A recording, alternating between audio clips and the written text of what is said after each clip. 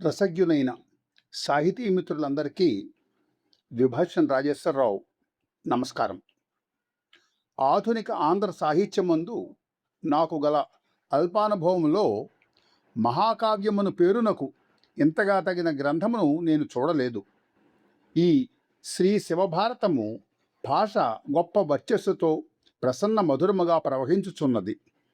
పలుచోట్ల తెలుగుకింత లఘువు బిగువు కలదా అని ఆశ్చర్యపడినట్లు చేయు నుడికారములు ఇందుగలవు అంటూ తాను రాసిన శ్రీ శివభారతంపై మహాపండితుడు శ్రీ రాళ్లపల్లి అనంతకృష్ణ శర్మ గారి ప్రశంసలు అందుకున్న ఆ గ్రంథ రచయితే శ్రీ గడియారం వెంకట శేష శాస్త్రి గారు. శ్రీ గడియారం వారు శ్రీమతి నరసమాంబ శ్రీ రామయ్య దంపతులకు రాయలసీమ పెద్దముడియం మండలం నెమ్మళ్లదిన్నె గ్రామంలో 1897 సంవత్సరం ఏప్రిల్ నెల 3వ తేదీన జన్మించారు. 13 ఏళ్ల వయసు వచ్చిన తర్వాత నెమ్మళ్లదిన్నె నుండి పొద్దుటూరు వచ్చి అచట రూపావతారం శేషశాస్త్రి గారి సన్నిధి చేరి కావ్య నాటకాలంకార సాహిత్యము, తర్క వ్యాకరణ శాస్త్ర నైపుణ్యము సంపాదించారు. ఆ తర్వాత శ్రీ వాసుదేవావధానుల వారిని సేవించి యజుస్సంహిత మూలము అధ్యయనం చేశారు. జాతక ముహూర్త వాస్తు ప్రకరణాలు చదువుకున్నారు. ఆంధ్ర కావ్యములు చూసి మహాభారతం పారాయణ చేసి ఛందశాస్త్రము ఎరిగి తొలి జన్మములోనే వలచి వెంట వచ్చిన కవితా సుందరిని గిలిగింతలు పెట్టి చేరదీసుకున్నారు శ్రీ శాస్త్రి గారు. 1912 సంవత్సర ప్రాంతంలో శ్రీ దుర్భాక రాజశేఖర కవి గారితో శాస్త్రి గారికి స్నేహం ఏర్పడింది. రాజశేఖర వెంకటశేష కవులు అను జంట ఏర్పడి కవితా వ్యాసంగానికి శ్రీకారం చుట్టారు. 1915లో బృందావనంలో శరన్నవరాత్ర సందర్భంగా జరిగిన కవిత్వపు పోటీలో తొలి బహుమానము వీరు సంపాదించారు. ఈ జంట కవులు వీరమతి చరిత్రం అనే పద్యకావ్యం, సీతాపహరణం, కీచకవధ అనే నాటకాలు రచించారు. 1920 మొదలు 1926 వరకు రాజశేఖర వెంకటశేష కవులు అనేక అష్టావధానములు, శతావధానములు చేశారు. గుత్తిలోను కడపలోనూ వీరికి సువర్ణ కంకణాలు కానుకలుగా లభించాయి. ఉయ్యాలవాడలో అవధాని పంచానన బిరుదు ఇచ్చి సన్మానించారు. ఇంకొక విద్వత్ సభలో కవిసింహ అనే బిరుదు, మరొక సభలో కవితా వతంస అనే బిరుదు కూడా లభించింది. గడియారం వారు నెమ్మళ్ళదిన్నెలోనే ఉండి పోతన వలె వ్యవసాయం చేసుకుంటూ వీలు పడినప్పుడు ఇతర పట్టణములకు వెళ్ళి అవధానములు ప్రదర్శిస్తూ కాలం గడిపేవారు. హరికథలు రచించి తన అన్నగారైన వెంకట సుబ్బాశాస్త్రులు గారిచే ఆ పరిసర గ్రామాల్లో వాటిని చెప్పించేవారు.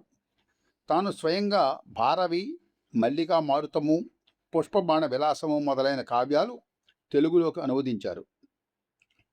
1930లో స్వగ్రామం విడిచి పొద్దుటూరు చేరుకొని కన్యకా పరమేశ్వరి సంస్కృత పాఠశాలలో ఉపాధ్యాయునిగా ప్రవేశించారు. బ్రహ్మనందిని అనే పత్రికకు ప్రచ్ఛన్న సంపాదకత్వం సాగిస్తూ కొంతకాలం గడిపారు. 1932లో పొద్దుటూరు మున్సిపల్ హై స్కూల్లో ఆంధ్రోపాధ్యాయులుగా ప్రవేశించి అక్కడే పదవీ విరమణ చేశారు. వాస్తు జంత్రి, ఔర్మిళ లక్ష్మణము, అనర్ఘ రాఘవాంధ్రీకరణము మొదలైన రచనలు కూడా వీరి కలం నుంచి వెలువడ్డాయి. అయితే 1943లో వెలువడిన శ్రీ శివభారతము వీరికి ఎనలేని కీర్తి ప్రతిష్టలు సంపాదించి పెట్టింది.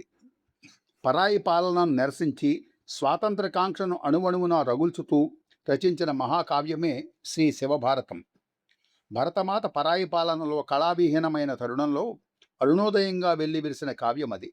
మాతృభాషా విముక్తికి మార్గదర్శిగా పంచకావ్యాల సరసన 8 ఆశ్వాసముల ప్రబంధంగా శివభారతం వెలుగొందింది. శివభారతం ఒక సుందర కళా సృష్టి. ఆంధ్రభారతి ముంజేతి చిలుక ముద్దుల మూటగట్టు తెలుగు పలుకులను మురిపంపుతో ముచ్చకిస్తున్నది. ఆమె ముఖము నిగమ సూక్తుల గానము చేస్తూ ధర్మోపన్యాసము కావిస్తున్నది. ఆమె చేతి ఇందలి అక్షరమాల భారత ధర్మ మనన ధ్యానాదులు చేయవలనని భారతీయులను ఉద్బోధిస్తున్నది. ఆమె వయ్యారంగా గ్రహించిన వీణ నుండి ముద్ర, మధ్యమ, తార భేదములతో సరిగమ పదనిస స్వరములు భావపూరితములై బయలువెడల్చు లోకమును సమ్మోహితము చేస్తున్నది. ఆమె మరి ఒక చేతియందు ధరించిన ఆ పుస్తకమే శ్రీ శివభారతము. ఈ పలుకులు డాక్టర్ చిలుకూరి నారాయణరావు గారివి. వారు రాసిన వాక్కులందు అతిశయోక్తులు లేవు. అవి స్తుతివాక్యములు కావు. ముఖస్థుతి చేయు అగత్యం వారికి లేదు. గడియారం వారి పద్యరచన ఒక తేనె కాలువ. వీరి కవిత బంగారు తీగవలె సాగినది. భారతదేశమున సనాతన ధర్మ పునరుద్ధరణకై కంకణము కట్టిన మహావీరుడు శివాజీ, మొఘలులను ఎదర్చి హైందవ ధర్మ పతాకమును ఎగురవేసిన వీరకేసరి ఈ కావ్యకథా నాయకుడు, అష్టమూర్తి భక్తుడు శివాజీ. కావుననే ఈ ప్రబంధం 8 ఆశ్వాసములు కలిగి ఉన్నది. శ్రీ శివభారతము ఈనాటి కవితోద్యానమునకు నవ్య వసంత ఆగమనము. శివాజీ నిజముగా హిందూ ధర్మం నిలుపుటకు, దాని విశిష్టతను చాటుటకు, యవనరాజ నిర్మూలనకు అవతరించిన శివుడే. ఆ మహావీరుని దివ్య కథనమే శ్రీ శివభారతము. శ్రీ గడియారం వారు రాజమహేంద్రవరములో తల్లావజ్జుల శివశంకర స్వామి గారి ఎదుట గజారోహణ సత్కారం అందుకున్నారు.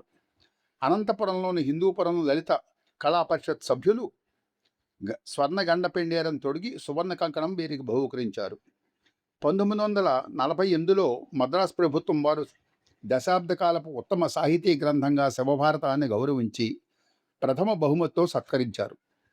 1967లో ఆంధ్రప్రదేశ్ ప్రభుత్వం సాహిత్య అకాడమీ అవార్డు అందజేసింది. తర్వాత వీరికి పొద్దుటూరులో కనకాభిషేకం జరిగింది.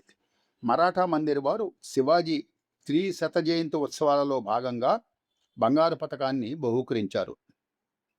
వెంకటేశ్వర విశ్వవిద్యాలయం వీరికి గౌరవ డాక్టరేట్ అందించింది. 1959 నుండి 68 వరకు శాసన మండలి సభ్యులుగాను, 1969 నుంచి 73 వరకు ఆంధ్ర సాహిత్య అకాడమీ ఉపాధ్యక్షులుగాను శాస్త్రి గారు బాధ్యతలు నిర్వహించారు. బహుముఖ ప్రజ్ఞాశాలి శ్రీ గడియారం వెంకటశేష శాస్త్రి గారు 1977లో స్వర్గస్థులయ్యారు. మన తెలుగువారందరం వారి దివ్య స్మృతికి నీరాజనాలు అర్పిద్దాం. సెలవు. నమస్కారం.